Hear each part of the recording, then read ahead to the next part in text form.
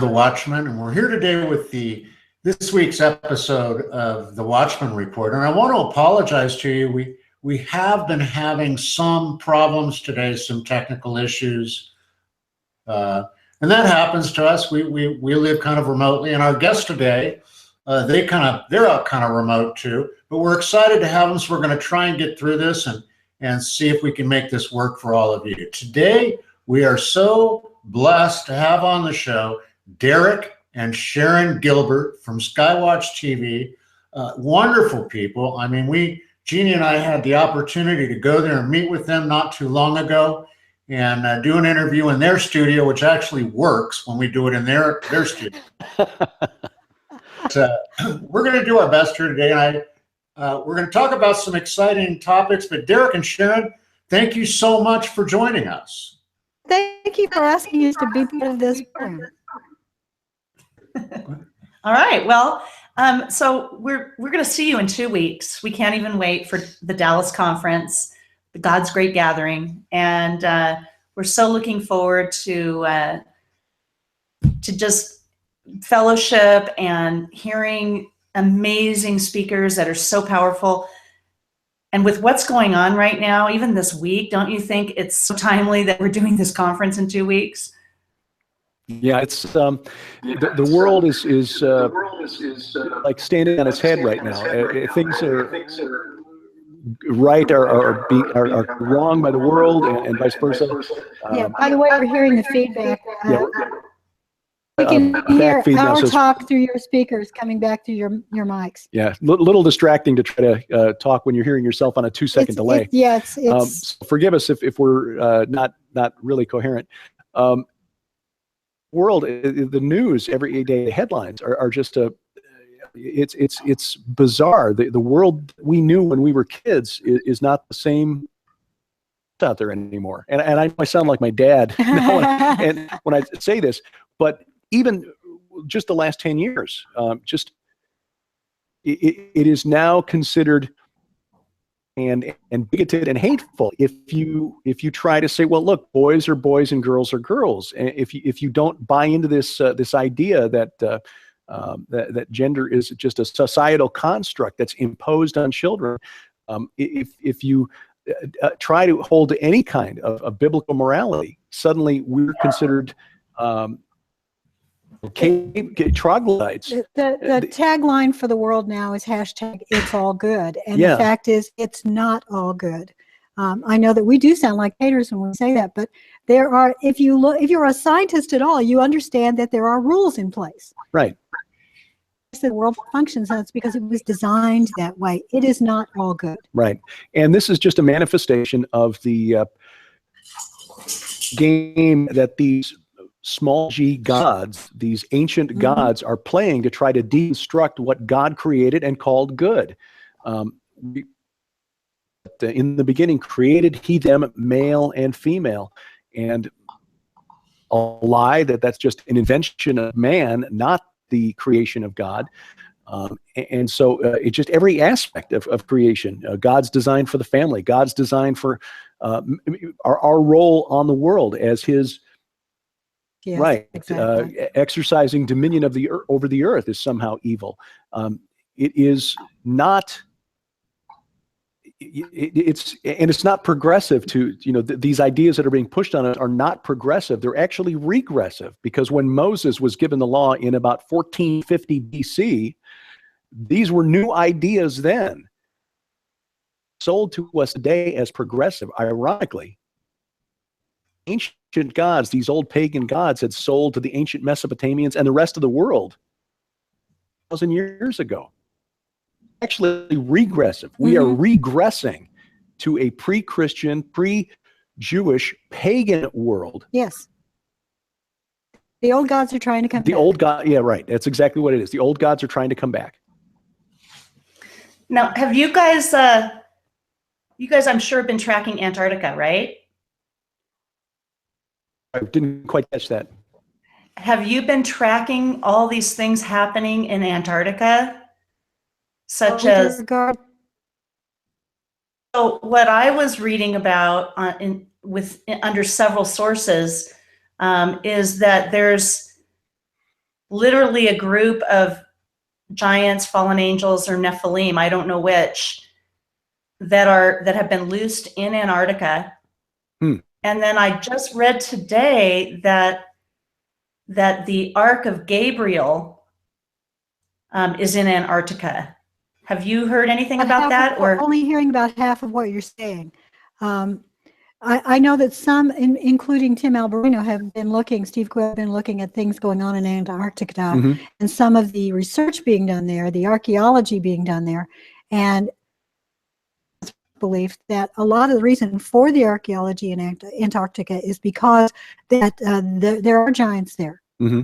I know that Steve Quayle, one of his most recent books, dealt with the what he called the empire under the ice, which was what the Nazis built back in the 1940s, and the belief that what they built there might not have been shut down after World War II. But that's not an area that we've been looking at particularly. So anything new along those lines that are coming to the conference in a couple of weeks will be, like a lot of the people at the conference. Exactly. Yeah, it'll be exciting. But I think that, part of the whole agenda, can you guys hear me okay? I'm trying to talk really slow. You need to talk into the mic. I am talking into the mic. Can you guys hear me okay? I can. Your voice is plenty loud. It's just that the signal's cutting out a lot, so we only hear about a third of what you're saying. Okay.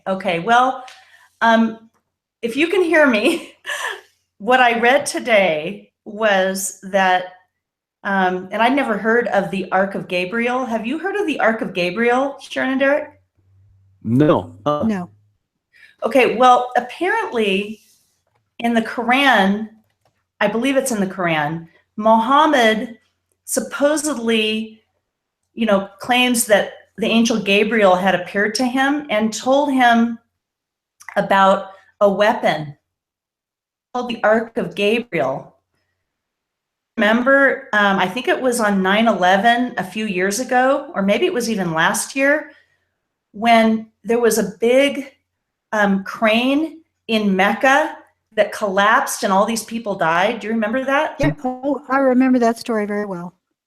Okay, well, now what they're saying is that not only did that crane collapse and kill over 100 people, but what the crane was doing was digging up what they claim is, quote, the Ark of Gabriel that they had discovered under in Mecca under the Kaaba? Yes.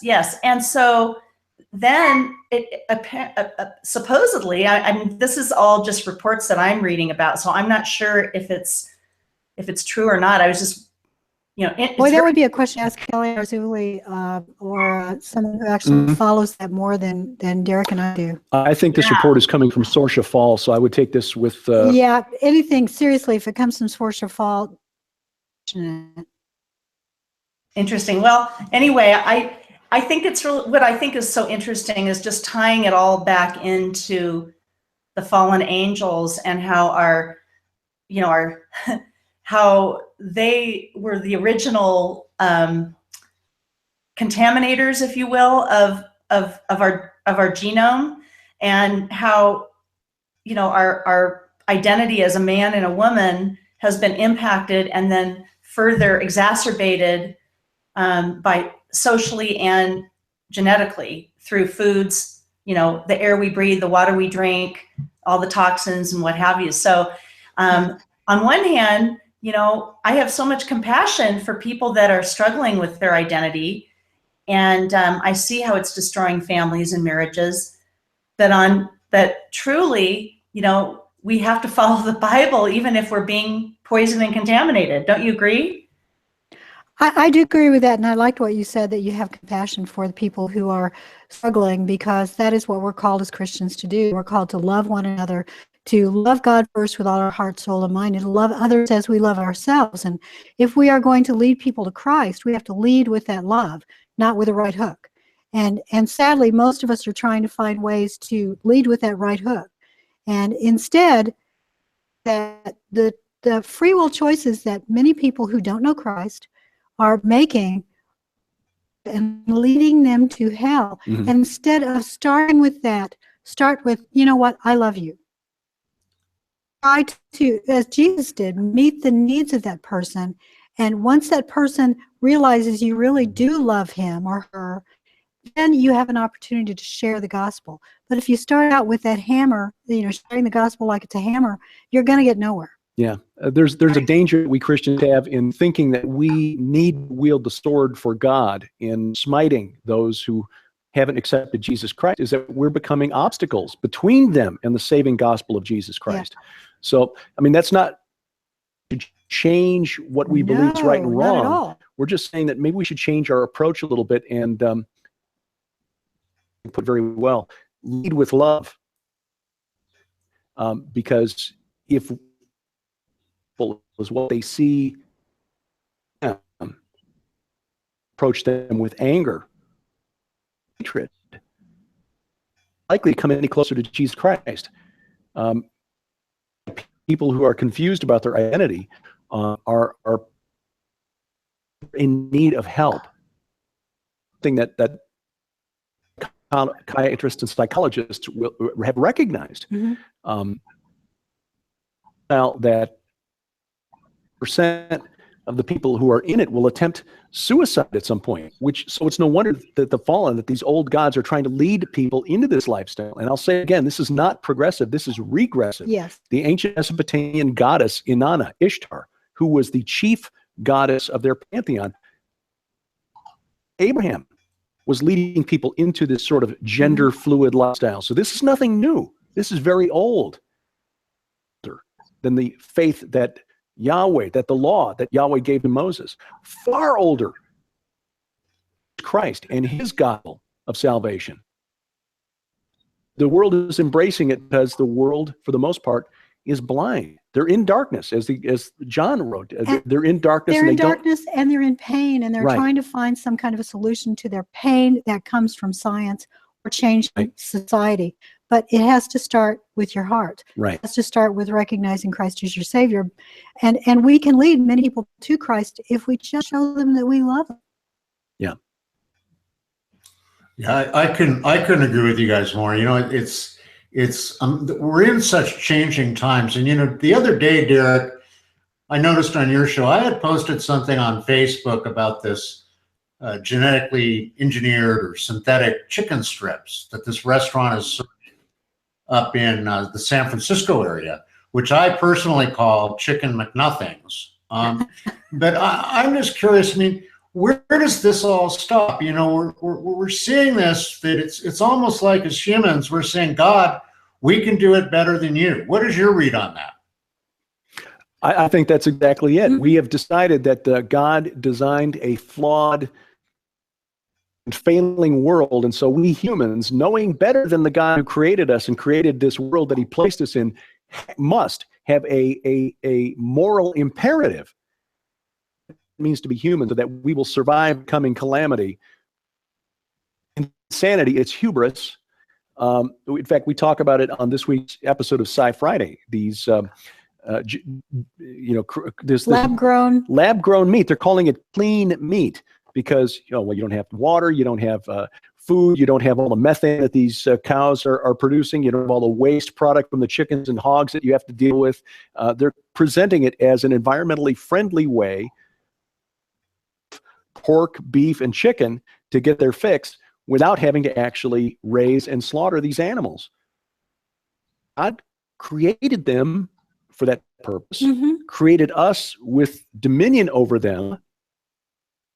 This is part of a bigger overall plan by these old gods to deconstruct the entire order that God had created for his for humanity. And I also think that it's a drive of a fascist government, that we need to control you even more. If we can stop you from having your own meat sources on your farm and say that you're not legally allowed to have those because of the spread of disease or whatever, that we can come in and say, if you want meat, and it's lab-grown meat, because that's what we've determined is the safe. We're just trying to care for you. It's a paternalistic, frankly, fascist. That it's Big Brother on steroids, and that's what the fallen want. They want to control us. Mm-hmm. Yeah, and I think what really frightens me about it is if you read the article if you read the same article I read, Derek, is you'll see that Tyson Foods has really taken notice and started to get venture capital together to do their own thing with this technology. And, you know, Tyson is the largest producer of chickens in the United States.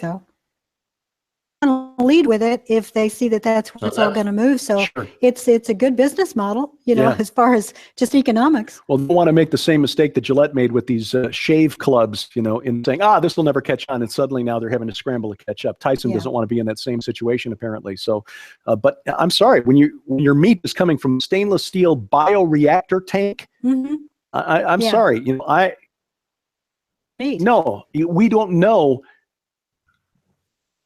changes in meat or how the genetic changes will manifest when these strips are self-replicating inside these stainless steel tanks. Protein, you know, I don't even know if they need DNA. It is. Yeah, they have no way to test. They have no way to test the future. They can't say, well, what are the 30-year, you know, long-term effects of eating this food? So there's no way to test it. So no one in their right mind should be eating anything that can't be tested. But the FDA. The other thing is that that doesn't tell you anything at all, does it? Yeah, and they had interviewed people that had tasted it, and the people were saying, well, yeah, it pretty much tastes like chicken. What do you mean it pretty much tastes like? It's either chicken or it's not chicken. Antifreeze tastes like really sweet syrup. I mean, it doesn't mean it's good for you. Yeah. So I was telling Sharon, as we talked about it today, I had alligator last Saturday. Went out to dinner with Trey Smith, and I had alligator tail, and that tastes like chicken too. Oh, cool. Frog legs taste like chicken. They do. You know, so again, it doesn't mean it's safe. Well, let's talk for a minute to switch to a totally different topic. I know we're excited that you both are going to be participating, and Derek is going to be a speaker at Hear the Watchmen. And Sharon and Derek are both going to speak on the first session, the panel. But Derek, tell us a little bit about your new book, The Great Inception. I mean, it certainly appears to be taking off like gangbusters, and we're happy about that. Give us a little insight into that and your topic in Dallas. Well, I've always been kind of a history nerd, love history.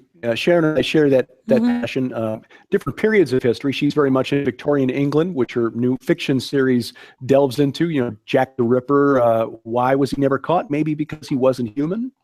But I have always kind of liked ancient history and looking at, you know, like a period where into all of history turns on the actions of one man, like Jesus. You know, King Arthur, things like that. Bible study, which we post every Sunday at gilberthouse.org. And as we were reading about the Exodus, I noticed something in Exodus chapter 14 that I'd never seen before. Moses to turn around. The Israelites are fleeing, and Pharaoh is just about to have his heart hardened and send out the chariots after the Israelites. Have kept the Egyptians, you know, frightened and terrified until they had gotten safely away across the desert. But God told Moses, turn around. A period of investigation as to why did they turn around? Why did God cross the Red Sea? Why did he have them cross at a place called Baal Zephon, which was of Baal? What was a Canaanite god, Baal, the king of the Canaanite gods, doing in Egypt anyway? Led to just a lot of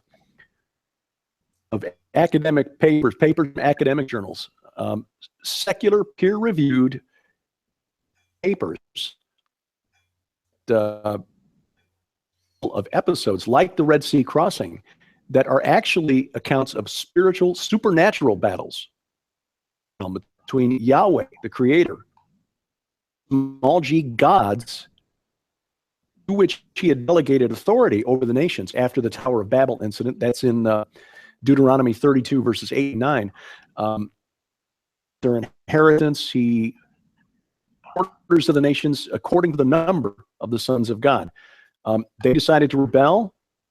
God judges them for judging unfairly, for showing partiality to the wicked.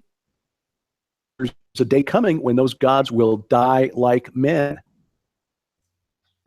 Is this ongoing struggle between God, Israel, and now by extension the Church of Jesus Christ? His plan to restore us, to redeem us, to bring us back to his holy mountain, where we began. God's holy mountain, Eden. It was a garden, Ezekiel 28, it was a garden on a mountain. And all of history is about these holy mountains and the role of these small g gods in trying to stop from bringing us back into the family, our original place in the divine council. Incredibly fascinating. We can't even wait to hear your presentation and hear more about how this all ties together. And you are cutting out a lot on our. We can't hear everything you're saying. Hopefully, the listeners can.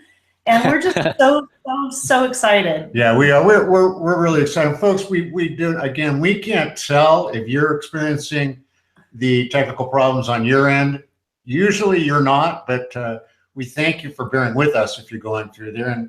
And Derek and Sharon, you want to talk just a minute about the opening panel, the couples panel at here at the Watchmen in Dallas, a little bit, just to give us a glimpse. Yeah, it's called. That's near and dear to my heart, because Derek and I, we have been so blessed because the Lord put us together for his reasons. And so he gave us, because he's at the center of our marriage, he gave us this incredible compatibility and love for each other and respect for each other. And we both have broken marriage backgrounds, so we know what it's like to have a marriage fail.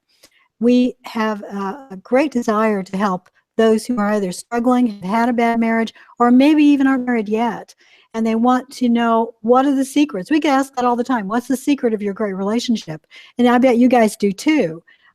So that's what we want to talk about. And our passion is arming the husband and wife. They are in a spiritual battle. You stand on a battlefield. You are the smallest formation, husband and wife. Family, you are the smallest battle formation on that field. And we want to talk about Ephesians 5 and 6 and explain that to everybody. Mm-hmm. Ephesians 5, of course, is where we get the taken out of context by critics and skeptics. Ephesians 5:22 says, "Wives, submit to your husbands as to the Lord. For the husband is the head of the wife, even as Christ is the head of the church, his body, and is himself its Savior." You don't often hear the skeptics and critics for Christ. Also, wives should submit to everything in their husbands, or rather, verse 25, husbands, love your wives as Christ loved the church and gave himself up for her. Marriage, it's not the husband telling the wife what to do, and the wife in a subservient, servile, passive, submissive role. It's a husband showing the kind of love that Christ showed for the church, willing to sacrifice everything. Mm-hmm.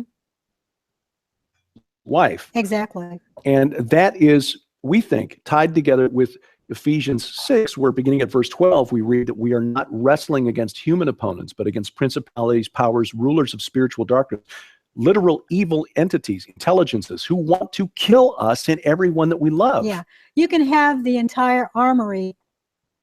If you are practicing Ephesians 5 correctly, all that armor will do you nothing. Right.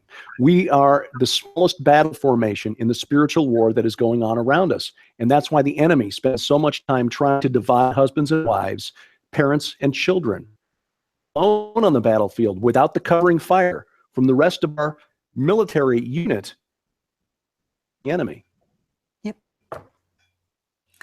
That is so true. And I'm so excited for you to go into more depth at the conference about that.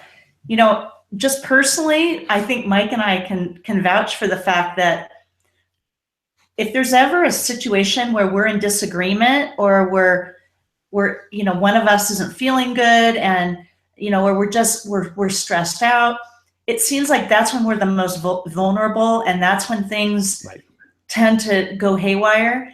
And it's like clockwork. Like we almost now go, okay, here it comes, you know, this just happened. I just got stressed out, or Mike just got stressed out, and we got tense, and it takes you out of that faith. It takes you out of that position of sheer love and compassion for one another, and it's as though the enemy is just waiting for a little window to crawl through. Don't you think? Yeah, it's the little foxes that we read about in Song of Solomon. In the Song of Solomon, which is a beautiful, beautiful book. But the woman actually says to the man, catch the little foxes for me, because they nibble at the roots of the vine and they ruin it. Our marriage should be growing and flourishing, and if those little foxes are nibbling, it won't do that. So you have to, look to Christ and ask him to help catch those little foxes, and you have to do it pretty early on. The enemy has figured that out, that those little foxes are what will bother you the most. If a major event happens to your family, usually you gather together and you find a way to solve it, and you start praying. If it's just sort of, I'm having a bad day, I'm stressed out, that's not the TV show I wanted to watch. Oh, you weren't supposed to take your shower now. Just those little things that can really set you off. It's the tiny nibbling fox that will take your marriage down. So anytime we see that fox nibbling, we stop and we pray. Learn that. Yeah. What an inspiration that is, and we're really looking forward to having you guys do that panel, and then to actually having Derek, do his presentation on that panel. You guys are going to be joined by some incredible other speakers. You're going to have Pastor Paul Begley and his wife Heidi. You'll also have Coach Dave and Michelle, and you'll also have Brittany and Josh Tolley, and that's really kind of exciting because Brittany and Josh just got married when we were back in your studios. I mean, they have an incredible love story that goes back years, but. So it's kind of neat. There's something at this panel for everybody. So you get kind of a perspective and something hopefully you can really take home. And gosh, we just so appreciate it. I just want to let you know, folks, there are literally only maybe another, I would say 15 tickets left to the conference in Dallas to attend in person. But don't worry. Just go to our website, www.hearthewatchmen.com, and go there, click on, get the live stream on demand package. You can watch the conference live, and you can then see it for 30 days after, and take your time to watch everything so you don't miss a thing. And use the code Gilbert5, and you'll receive an additional 5% off your purchase price for that package. So God bless you guys. Jeannie and I are so excited. We'll see you just here in a couple of weeks, and we're going to maybe announce another time we're going to see coming down the road this summer here when we're in Dallas. But thank you for all you guys do, and thanks for joining us today. Thank you very much. It's been our honor. Thank you. God bless you guys. See you in 2 weeks.